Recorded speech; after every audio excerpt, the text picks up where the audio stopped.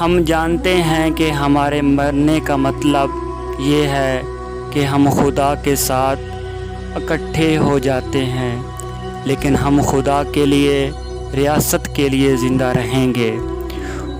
جو بیج اپنے خول کو گلنے نہیں دیتا وہ پھل نہیں اٹھا سکتا۔ جب تک ہم اللہ کے راستے پر چلیں گے کوئی ہمارے گھٹنوں کے پاس نہیں لا سکتا۔ میں صرف ظلم اور غداری کا دشمن ہوں۔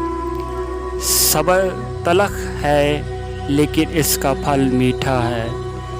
زمین پر سب سے طاقتور فاتح انصاف ہے۔ یہ سونا ہمارے درمیان کمزوری کو رشوت دینے کے لیے استعمال کیا گیا تھا۔ اگر ہم اپنے پاس موجود شکر گزار رہیں تو ہمارے دلوں کو سکون ملے گا۔ ہمارے دلوں میں کیا ہے ہم اپنے الفاظ اور اپنے اعمال سے ظاہر کریں گے۔ وہ جو اللہ کی طرف ہے وہ ان کو کبھی تنہا نہیں چھوڑے گا۔ ہمارے دشمن کی طاقت ہماری بہادری کی علامت ہے۔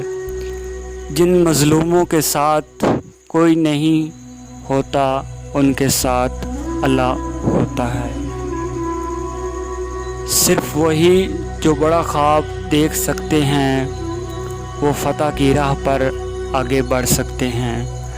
وجود ایک سکول ہے، ہر ایک طالب علم ہے، خدا واحد استاد ہے۔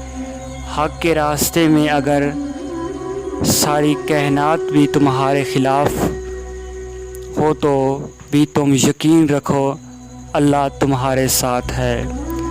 اگر آپ کا دل خالص اور پاکیزہ ہے تو دنیا کی کوئی شیطانی قوت آپ کا محاصرہ نہیں کرتا۔